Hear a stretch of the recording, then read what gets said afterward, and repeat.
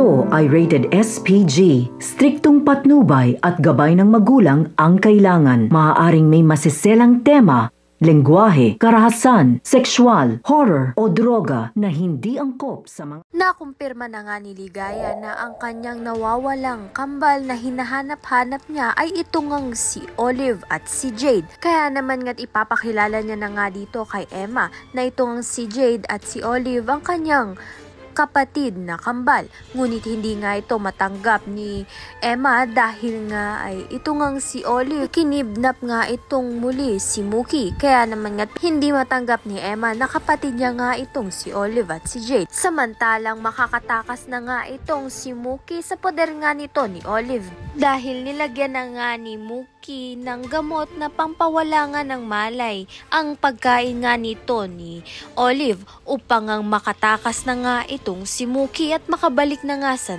Emma niya. Ngunit bago pa nga yun mangyari ay kinuha muna nga ni Mookie ang loob nga nito ni Olive upang nga hindi ito makahalata na may gagawin nga itong si Mookie sa kanya. Kaya naman nga't maging successful nga ba ang plano nga nito ni Mookie ng pagkatakas nga niya dito kay Olive. Ayan at iba pa ang dapat nating pakaabangan. Maraming salamat sa iyong panonood.